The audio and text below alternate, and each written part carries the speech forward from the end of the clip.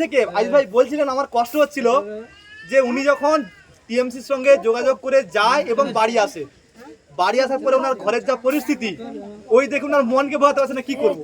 এই মাত্র খবর পেলাম আরাবুল ইসলাম সাহেব জামিনের জন্য আকুতি মিনতি করেছে আমাদের হাইকোর্টে।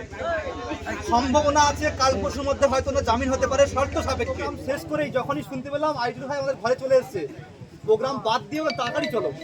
বললেন যে এই ভাঙড় ছাড়া আরো 6টা বিধানসভার বর্তমান কন্ডিশন কি আছে।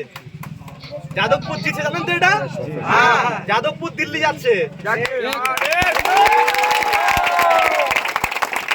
এবার বলি কেন যাচ্ছে, আমাদের 7টা বিধানসভা, তো 7টা বিধানসভা নিয়ে একটা লোকসভা, সেই লোকসভার ভাঙড় কিন্তু আমাদের প্রাণ কেন্দ্র, আমাদের কলিজা। তাই এই বিধানসভাকে বাদ দিয়ে কোনো পার্টির কোনো কিছু সম্ভব নয়। ভাঙড় যেদিকে গড়ে ওই দিকে দিল্লি লোক যায়। তো এইবারে কিন্তু আমাদের আইএসএফ এর দিকে ভাঙড় গড়েছে, অতএব দিল্লিতেও আইএসএফ ঢুকছে। এবারে যাদবপুর লোকসভায় জেতার জন্য যতটুকু ভোটের প্রয়োজন, তার জন্য আমাদের যে সংগঠন, সেই সংগঠন কিন্তু এখন চরম পর্যায়ে উঠে গেছে। বারাইপুর পূর্ব এবং বারাইপুর পশ্চিম,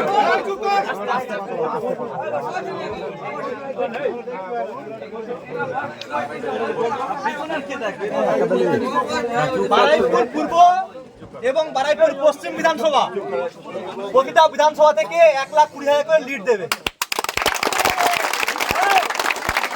এবং এছাড়াও আছে সোনারপুর দক্ষিণ, সোনারপুর উত্তর। সোনারপুর দক্ষিণ থেকে প্রায় 90,000 উপর লিড যাবে, সোনারপুর উত্তর থেকে 50,000 লিড যাবে। বাকি থাকবে যাদবপুর আর টালিগঞ্জ, ওখানেও মোটামুটি 20 থেকে 50,000-এর মোটামুটি লিড যাবে। এটা গেল আমাদের গ্রাউন্ড জিরোর প্রোগ্রাম শেষ করেই যখনই শুনতে পেলাম আইজুল ভাই আমাদের ঘরে চলে এসেছে, প্রোগ্রাম বাদ দিয়ে তাড়াতাড়ি চলো।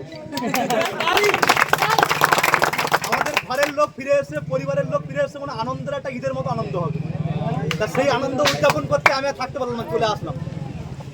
তবে হ্যাঁ, আমাদের মধ্যে কিছু মান অভিমান হয়ে গেছে। একই জায়গায় হাঁড়ি করা থাকলে একটু ঠোকাঠকি হয়, এটা স্বাভাবিক।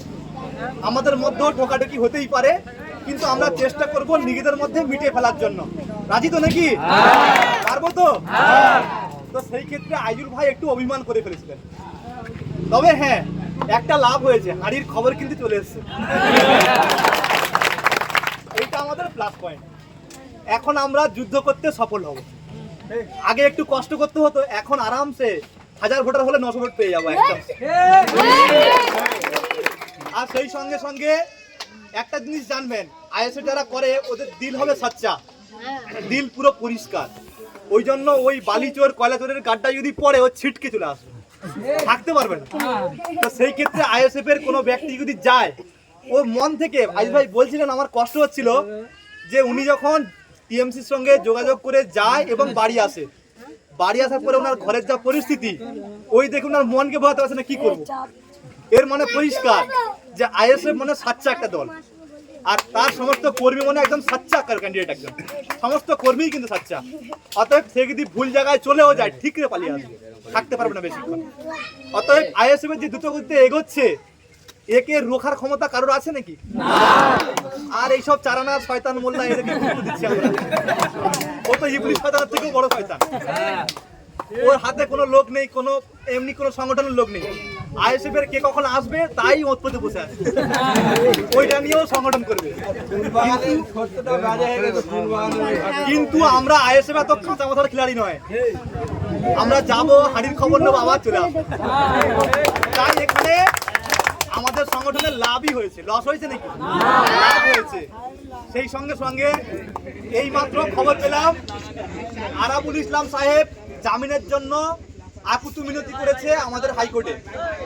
সম্ভাবনা আছে কাল পরশুর মধ্যে হয়তো না জামিন হতে পারে শর্ত সাপেক্ষে। যদি এসে উনি আবার বদমাইশি করে, আবার ঢুকিয়ে দেওয়া।